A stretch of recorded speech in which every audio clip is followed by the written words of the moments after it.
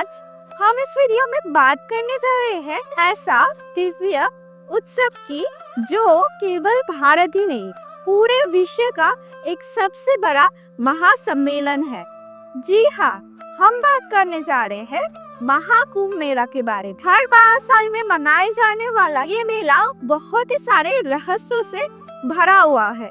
क्या आप जानते हो इसका संबंध समुद्र मंथन से है? अगर नहीं तो ये वीडियो एंड तक देखिए, क्योंकि आज हम इस वीडियो में बताएंगे कुंभ मेला की उत्पत्ति और इसके पीछे की कहानी। और हम सभी जानते हैं इस 2025 में महाकुंभ मेला चल रहा है।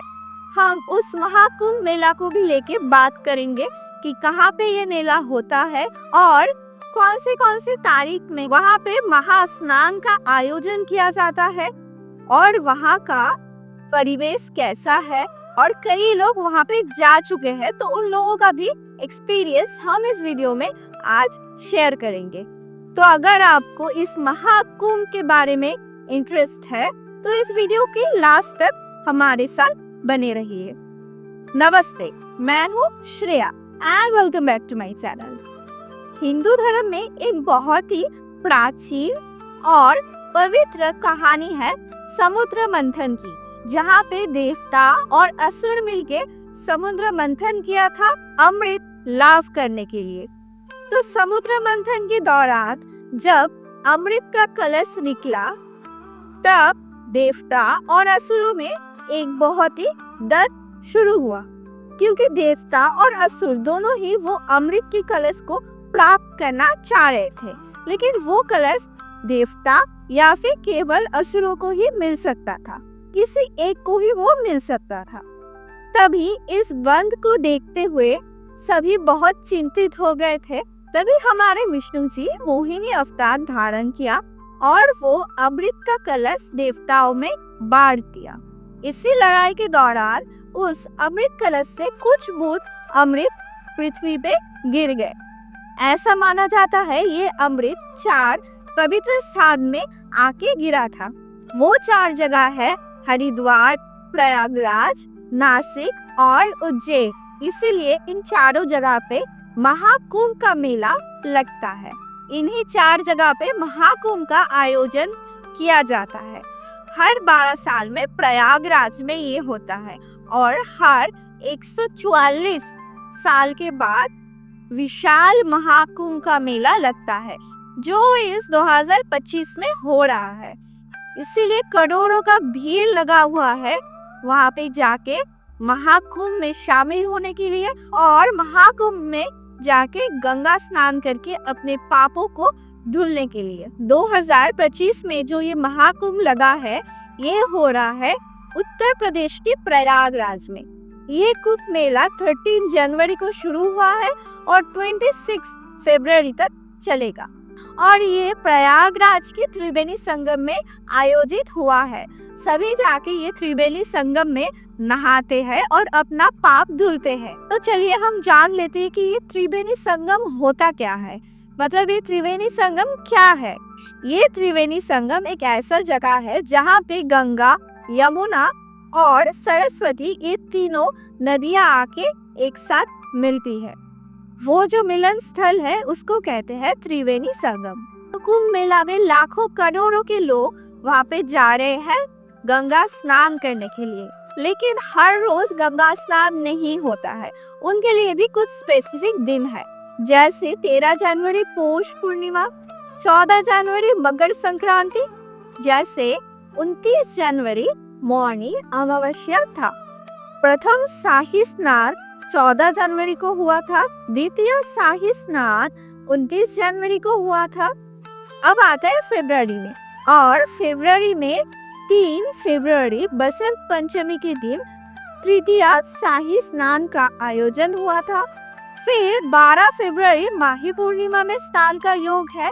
फिर जाके 26 फरवरी महाशिवरात्रि के दिन आखिरी स्नान होगा। उसके बाद ये महाकुंभ का मेला खत्म होगा और फिर 144 साल बाद ऐसा विशाल महाकुंभ का आयोजन होगा। मतलब हर 12 साल में तो महाकुंभ आता है, लेकिन ये जो 2025 का जोक है ये फिर से 144 साल के बाद आएगा। मतलब ये हमारे जीवन की पहली और आखिरी कुंभ मेला है। चलिए अब हम फिर से लौटते हैं ये महाकुंभ की पीछे की क्या कहानी है और पुराण हमें और क्या क्या बताता है इस महाकुंभ के मेले के बारे में। चलिए जानते हैं।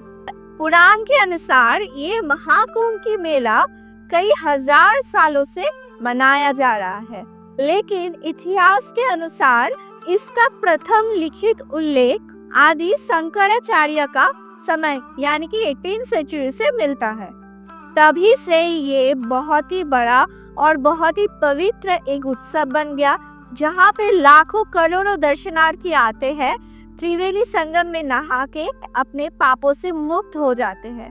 तो आप लोगों को ये जरूर लग रहा है कि ये मेला हर 12 साल में क्यों होता है।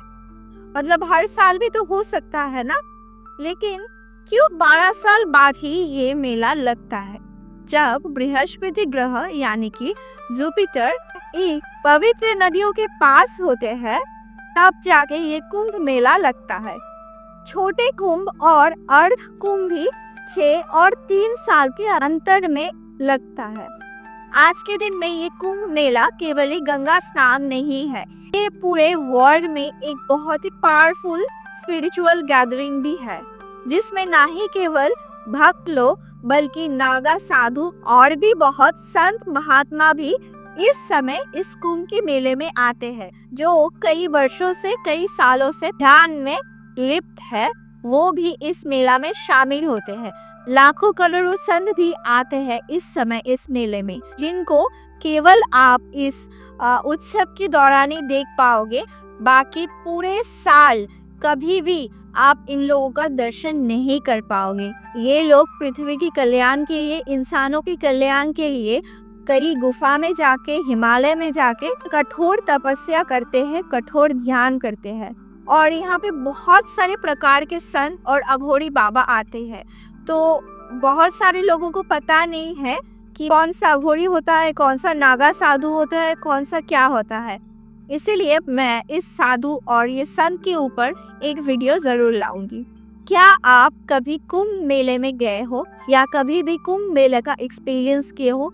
अगर होगा तो मुझे कमेंट सेक्शन में जरूर बताइएगा। और इस साल में अभी भी 2 दिन बचा है महास्नान के लिए, तो अगर कोई जाना चाहता है तो मैं बताऊंगी कि बहुत ही सावधानी से जाइए, क्योंकि हम देख पा रहे हैं महाकुंभ में इतना ज्यादा भीड़ है, इतना ज्यादा लोग गैदरिंग कर रहे हैं, वहाँ का क्राउड कंट्रोल नहीं हो पा रहा, इसीलिए कई लोग मर रहे हैं।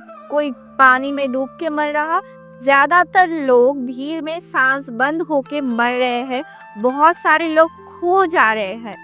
अभी हम लोग बहुत सारे न्यूज में ये देख पा रहे हैं कि कितना लोग मर रहे हैं वहाँ पे जाके।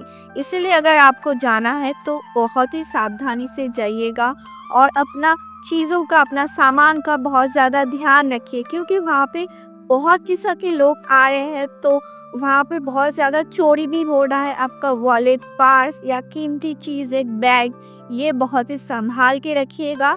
और आप जिन लोगों के साथ जा रहे हो उन लोगों के साथ बने रहिए, क्योंकि बहुत सारे लोग अपने ग्रुप से अलग हो रहे हैं और वो लोग खो जा रहे हैं। अगर आप कुंभ मेला में जाने के लिए सोच रहे हो तो बहुत ही सोच समझ के जाना और अपना पूरा प्रोटेक्शन लेके जाना और सही सलामत लौट के आना, क्योंकि वहाँ में इतना क्राउड है कि पुलिस, ग्रीन पुलिस, कोई भी वो क्राउड कंट्रोल नहीं कर पा रहे। बहुत सारे दर्शनार्थी गए हैं वहाँ पे वो साधुओं का दर्शन करने और त्रिवेणी संगम में नहा के अपना पाप विनष्ट करने। और लोग वहाँ पे क्यों ना जाए? वहाँ पे ऐसे करोड़ों की भीड़ लगने की भी एक रीजन है, क्योंकि हमारी लाइफ के, इस जनरेशन की लाइफ के पहली और आखिरी महाकुंभ है। इसके बाद ये 144 साल बाद ही लौटेंगे। हाँ, उससे पहले छोटा महाकुंभ, अर्ध महाकुंभ का भी आयोजन होगा, लेकिन ये जो विशाल महाकुंभ है, जो तिथि है, ये नहीं आएगा, ये 144 साल के बाद ही आना है।